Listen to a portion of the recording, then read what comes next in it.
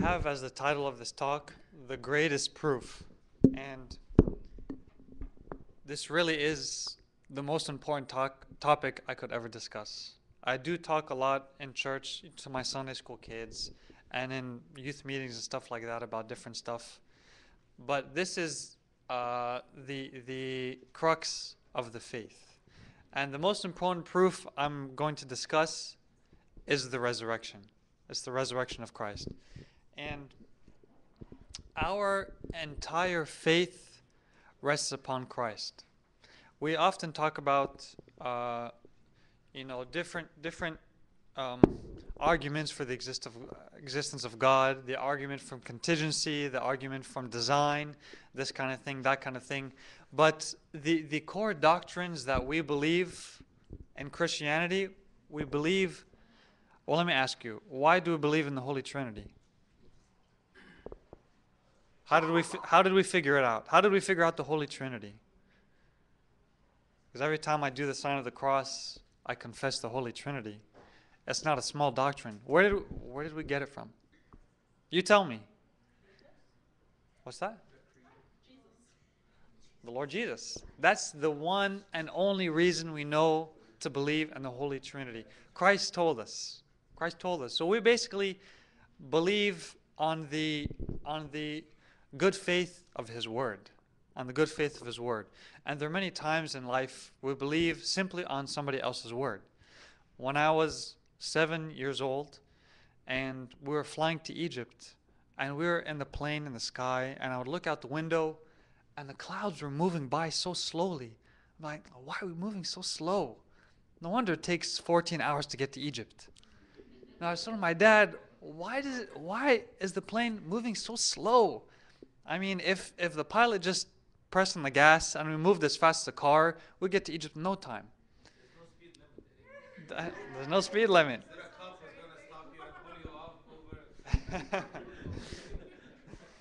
So I couldn't understand why we're in the plane. Why are we moving so slow? Like I felt like we're moving like a snail. So my dad told me, actually, Jimmy, we're moving extremely fast. You just can't tell. To me, it was really weird because my eyes see that we're moving very slow, but my father tells me we're going extremely fast. So although my eyes couldn't reveal to me the truth, I believed simply on my dad's word because I trust my dad. You know, he's older, he's smart, he's my dad. One time I thought that the sun was inside the earth. You know, I looked and you can see the arc of the earth and the sun is right there. It's about this big. I thought that the sun was pretty small inside the earth. Then my uncle told me, actually, Jimmy, the sun is outside of the earth. I told him, no, it's not. It's right there. Look, it's inside. He told me, no, actually, the sun is outside the earth and it's huge. And I believed him on his word. So there are things that in life you believe not because you can figure it out, but on somebody's word whom you trust. I trust this person, so he tells me and I believe it. And if it's someone you really, really trust, you're willing to stake your life on it, although you can't figure it out. If you're on a boat and you're going snorkeling and you have a friend who's expert in the ocean and he takes you on his boat and goes out into the water. This analogy might not be very pertinent to my Canadian friends, but for those of us in South Florida, we have a lot of experience with boats and water and that kind of thing. So if he takes... It's not frozen? I thought it was just all ice. So Canadians know how to swim? Oh. Oh, you live in igloos? I already knew that, Abuna.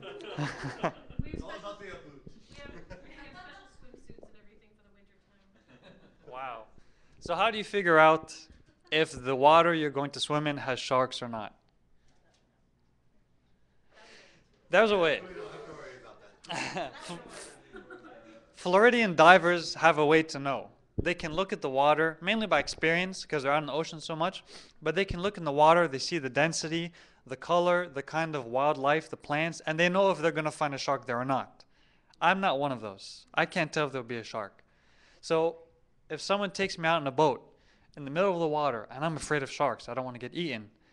And he tells me, Jimmy, there are no sharks here. Jump. I tell him, are you sure there are no sharks here? He says, yes, there's no sharks. Jump. But I'm nervous because I know he tells me that, but if he's wrong, I'm going to lose a leg or an arm or my head. You know what I mean? So if he is very, very trustworthy, and I believe in him, and he is a good man, and he is extremely moral, and he would never say anything unless he believed it completely, then I would take the dive. I would stake my life on his word because he is trustworthy. If he was not trustworthy, if he was the kind of person who lied, didn't tell the truth, like a friend I know, 50% of what he says is a lie, or he calls it a joke. So when he says something, you don't know if to believe it or not. If someone like that told me jump, I wouldn't. But if it's trustworthy, I'll take the dive and trust there's no sharks.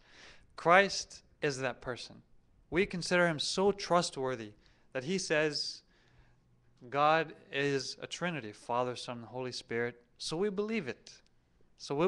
Our doctrine rests on Christ. Holy baptism. Why do we believe? How can a bunch of water cleanse me and renew me? Christ said it. Redemption. How do I know that somebody dying on a cross will give me salvation? Christ said it. So everything we believe rests on Christ. If Christ did not say it, we would not believe it at all. So, I personally, from a personal perspective, I believe in God because of Christ. Other people have their ways. I was talking to someone here, he left. He told me he came to God through mathematics. He did some math and science, and he says, that led me to God. Other people believe in God because of literature. They read certain books and stories and miracles. They believe in God. Other people come to God through love. And people show them love. They say, this must be the truth. I come through God through Christ because I see him as such a grand figure and so trustworthy and wise in what he says. I believe in God through him. If you took Christ away from me, I might lapse into atheism. And some people say things that's very strange. You can believe in God without Christ. I tell them, I know some people out there do believe in God, but they don't believe in Christ. But personally, I believe in God because of Christ. And if God is Christ, then God is very, very good. And I wish we would get away from the silly talk in the media. You know, when the media talks about God, about Christ, like you open Newsweek or Time magazine, those types of magazines that are hostile to Christ. What do they say about him? What's the typical thing they say about Christ? They say, oh, he is a nice man. You know, he said some nice things, but we don't, we're whatever, Jewish, Muslim, we don't accept him as a son of God. That's all rubbish. But, he was a moral man. He was good. To me, that's absolutely ridiculous. I mean, to me, I really think these people are lying when they say, I don't believe he's a son of God, but I believe he was a nice man. I want to tell them, have you ever read what he said in the New Testament? Let me give you an example. Say I come one day and I give a lecture and I say a lot of nice moral proverbs. Love one another, give to the poor, sacrifice yourself. And you say, oh, that's very, very nice. Jimmy is a nice teacher. He says nice things, etc.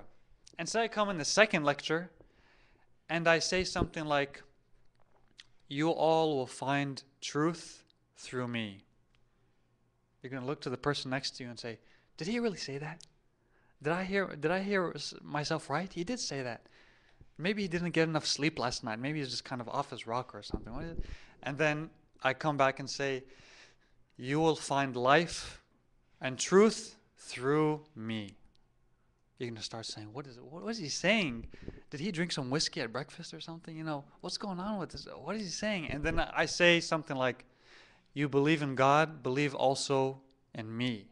Believe in God and you must believe in me as well, just as God. You say, no, now he's crazy. He's insane.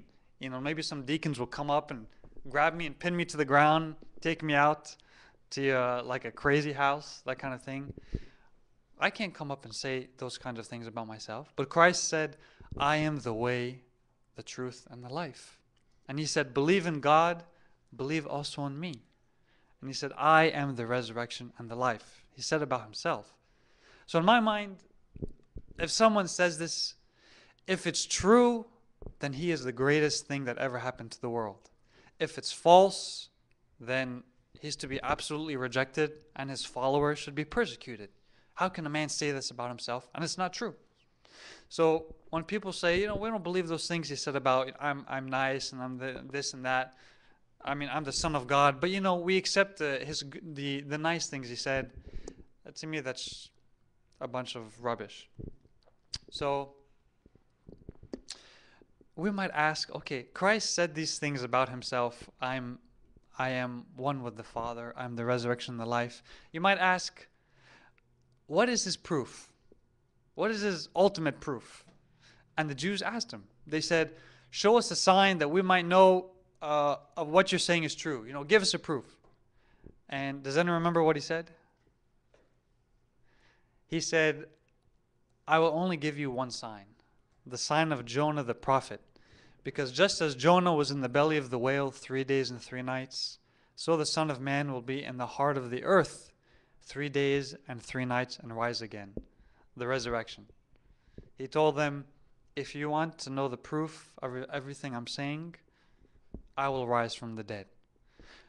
Everything Christ said, all his miracles, his whole life stands or falls on the resurrection. Everything counts only with the resurrection, and the same thing with our faith. Christianity stands or falls with the resurrection. The resurrection is true, our faith is true. If the resurrection did not happen or it's false, like St. Paul said, our faith is in vain, or our faith is empty, or our faith is meaningless.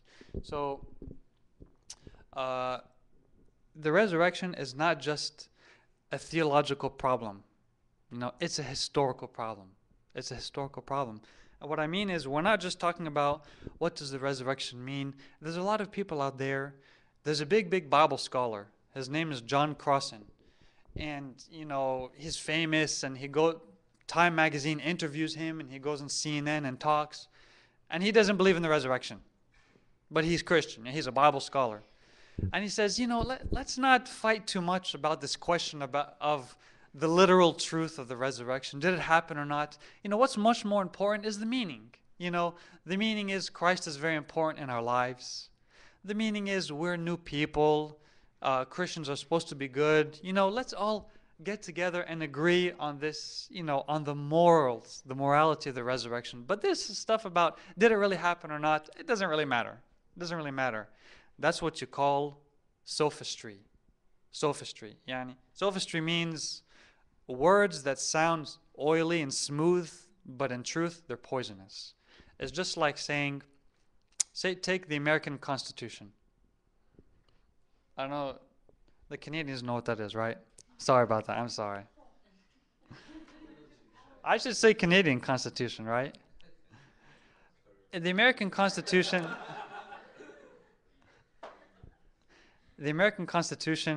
there's a lot of fighting and bickering between Republicans and Democrats about what the Constitution means and says. For example, Obama, I don't want to get political about this, okay? But the president wants to pass a certain law, and he's a Democrat. He says the Constitution allows it. The Republicans want to block him because this man's no good. So they say the Constitution does not allow it. They want to pass a law about gay marriage. So some people say the Constitution allows gay marriage. Other people want to block it. They say it does not, whatever. So there's all this arguing and bickering about what the Constitution says or what it means, the interpretation. But no one ever argues about the historical fact that there is such a thing called the Constitution. We have a document in Washington, D.C., and a special high security casing called the Constitution of the United States. It actually exists. If someone came and told me and said, you know what, I don't even think that document even exists, we don't even have to use it, then he is out of the playing field completely. If you want to really get into the political discussion, you have to at least admit that the Constitution is a real thing. Don't pretend it's just something imaginary in our mind. The resurrection is the same thing. The question is not just what does it mean, what can we interpret from it, what do we get from it, but did it really happen? Yes or no? So there was a very famous lawyer who was the head of law at Harvard University, and he wrote 3 big books like this about the evidences of law. They're legal books, they're not religious books. His name is Simon Greenleaf, and he was the most famous lawyer in all of America in the past century from Harvard University.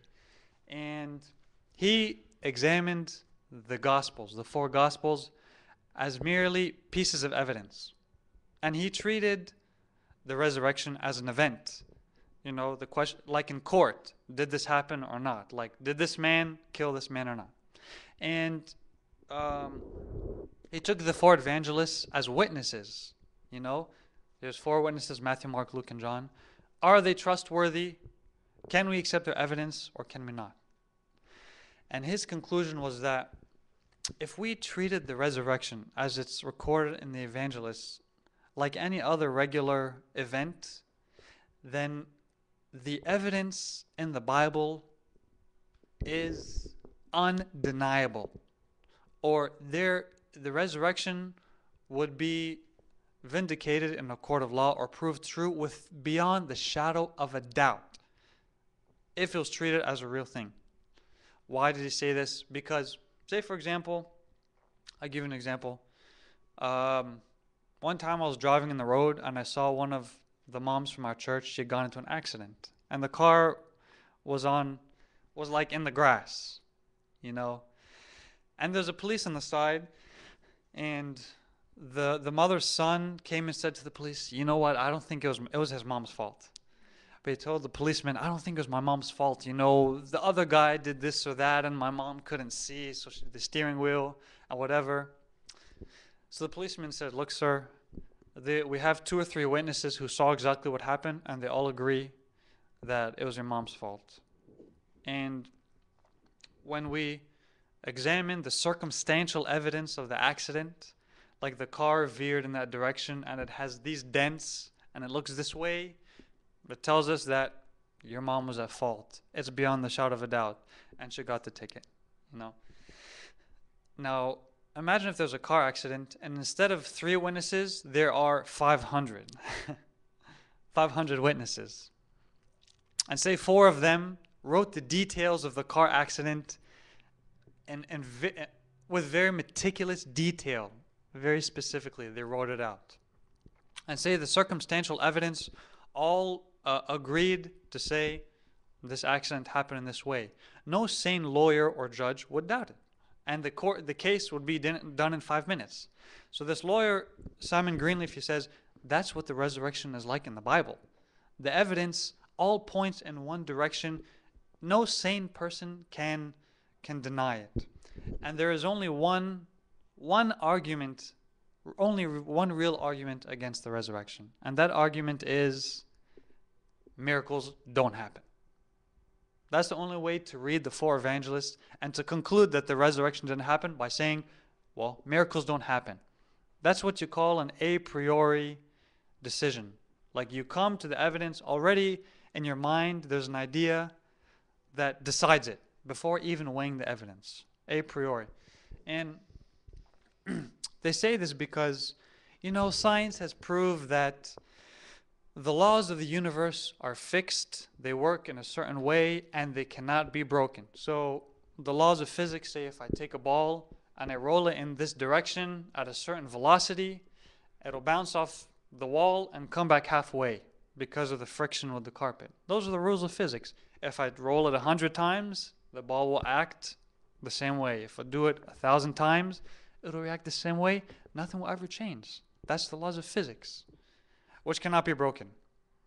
And it's surprising that scientists say that science has finally revealed that to us, as if someone living 1,000 years ago didn't know that if you roll a ball that way, it'll come back to you the same way every time.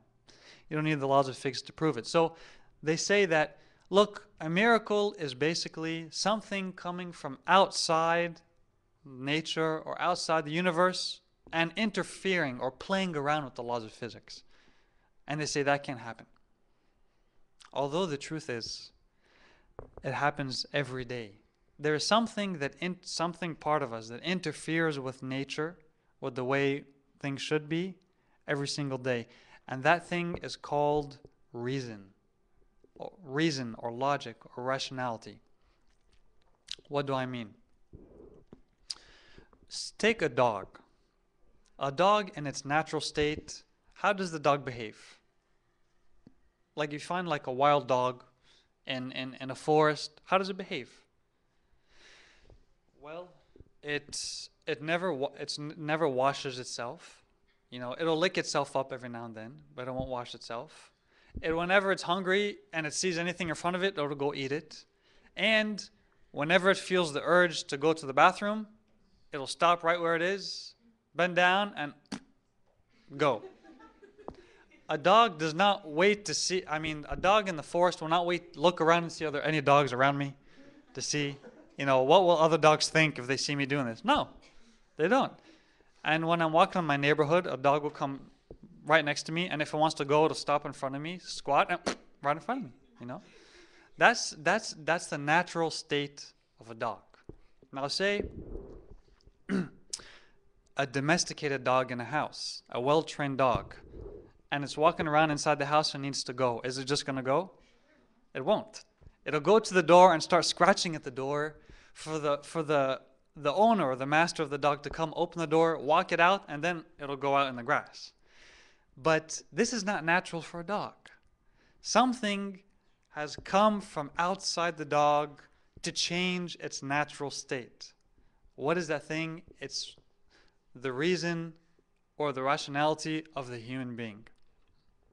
So the human being's reason changed the dog's natural state. That's kind of like, I know you'd be shocked if I call it a miracle, but that's basically what it is, breaking the laws of the natural world.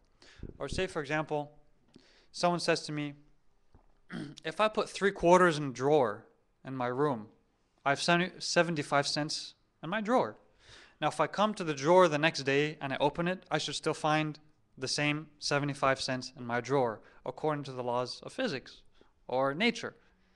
But what if a thief comes in the middle of the night and steals the quarters? What is he going to find the next day? 0. So according to the laws of physics, it said he should have found something there. But the thief changed things. He didn't break the laws of physics. Maybe he broke the laws of the country. You're not supposed to steal. But that's kind of like what a miracle is. So whenever we say 7 times 9 equals 63, or 63 divided by 9 equals 7, whenever we use our logic, this is kind of like something coming from outside and interfering with nature. So if we conclude that miracles can happen, and I liked the phrase that Jessica used in her testimony. She said she saw, like, don't argue with me miracle, right? I think that's what she called it. Don't argue with me miracle. And I saw it and I know it. And many people have seen that. This is a miracle. Don't even argue with me. There's no way. And some of us have been fortunate enough to see that kind of thing. There's absolutely no natural explanation for what I've just seen in front of me. It happens. So if miracles happen, that means the resurrection is on the cards. No, it's possible the resurrection happened because miracles happen. So if it's possible the resurrection happened and we read what we do in the Gospels, then it's irrefutable. There's no way you can't believe in the resurrection. So I'm just going to share with you a few short things about the resurrection, that some things to think about and why it cannot be denied. Number one, if you go and read the story of the resurrection in one of the Gospels, you find the details, the way the story is told, very simple, very humble, very unadorned. The evangelists, when they write about the story, they don't sensationalize it. They don't put bells and whistles around the story. They don't make it seem as something like incredible. Look at this. They just tell it how it is. This is what happened. And if you want to see, this is what we call the sincere tone of the evangelists. They have a very sincere tone when they're writing. You can compare them to the apocryphal gospels. There's something called the Gospel of Peter, the Gospel of Nicodemus, the Gospel of the Egyptians. There's like 40 gospels out there. And these gospels, they say things about Christ that are just strange. For example, they'll say that once Christ, he was a carpenter. He worked with wood, and he found a wood about this long, piece of plank of wood, but he needed it twice as long to fit the table. So what did he do? He took the wood and just pulled it like that. And so now he had a piece of wood long enough to fit the table. Or they say when Christ was a child, he was playing next to the river. So he took some mud and he made like little birds out of the mud. And then he clapped and it changed into birds and they flew away. Miracles that the way they say it, it's like hard to believe considering Christ, the way he used his powers, as if he's using his powers for silly purposes, and even the way they talk about Christ, they're telling it just for the person to hear a nice story. It's not sincere, it's not genuine. The resurrection accounts, they're free of all that kind of stuff. And there are many famous humans or people who have died in history. We all know famous people who have died, but we do not possess the details of their death, not nearly as many details as the details of Christ. For example, we know the day and hour of our Lord's crucifixion. We know how many hours passed between his crucifixion and his actual death. We know his last words. What are the last words he said? We know the people who are around the cross watching. We knew what happened to his robe when he was on the cross. We know who took down the body from the cross. We know the weight of the spices and the wrapping used to embalm him. We know the tomb he was placed in, who owned the tomb and where the tomb was near Golgotha. You see, this is just like a brief list. You see how specific the evangelists were in watching the crucifixion and resurrection and recording it for all of history. It is something very amazing. It cannot be paralleled in anything we have. So, let's talk about the empty tomb. We know the women, when they went to the tomb, they found it empty. The stone was rolled away and the tomb was empty. And nobody can deny this. The Lord's enemies, when they saw that the tomb was empty, they paid the soldiers some money and said, just tell the people that the disciples came by night and stole the body away. This is admitting something very, very important. This is admitting that the body was not in their possession. They did not have the body. Because if they had the body, if the Pharisees had it, what would they do? They show it to everyone. After the apostles said he rose from the dead, they say, no, we have the body. Here it is. Look at him. This is the dead Christ. They didn't have it at all. So, if the tomb was empty, there's only two conclusions. Either his enemies took his body, or his friends took his body away. We know the enemies did not, because they would have produced it for everyone to see. That leaves the possibility that his friends took it. But there are a lot of difficulties with this point of view. Number one, how will they get past the soldiers? You have Roman soldiers guarding the tomb. That's impossible, and with their weapons and everything, and they're impossible to fight with. And number two, the soldiers did not realize that the body was missing until Sunday morning. Saturday night, the body was still there. That's why they didn't go to report it to the Pharisees till Sunday morning. What does that tell us? Well, the women came on the same morning, Sunday morning, not expecting to find the body. They came with spices to embalm it in their heads. The dead body was still there.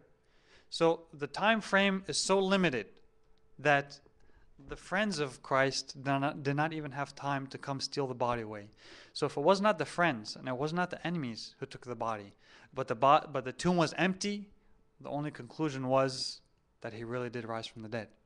Now, St. Paul, St. John, and St. Peter, they ran to the tomb when Mary Magdalene told them the news. What did they find? They looked in and they found the linen, the garments he was wrapped up in. You know, they wrapped Christ kind of like a mummy. You know, the Jews learned how to mummify bodies when they were slaves in Egypt. So that's what they did to dead bodies. They would mummify. So they made his body kind of like a mummy. They wrapped him up, his body and his head. So they come in and they found the linens wrapped as if wrapped around a mummy, but there's no body.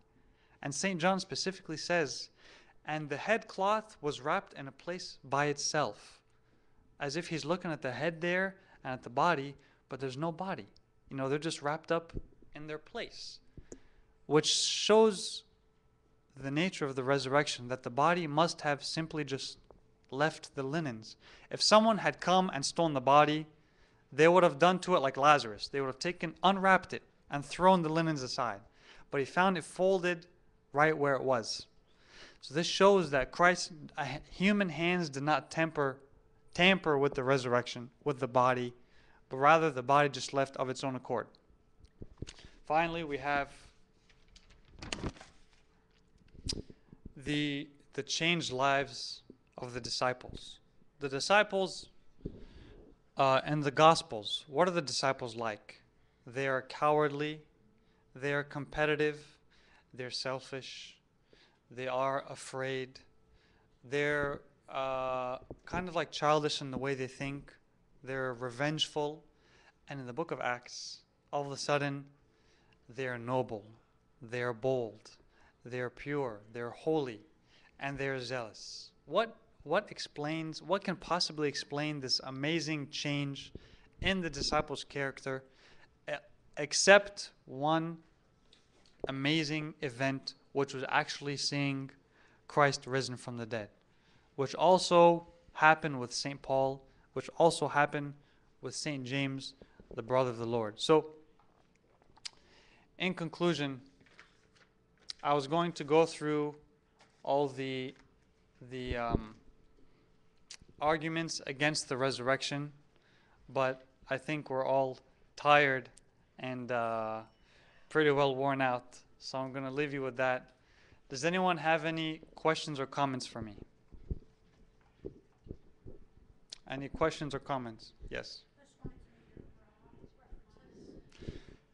Well, one of the best references right here, Josh McDowell, Evidence That Demands a Verdict.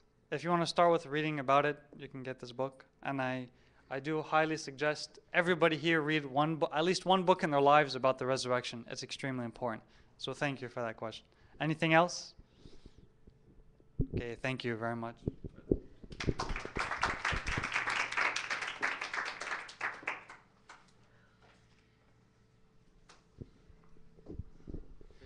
Thank you, Jimmy.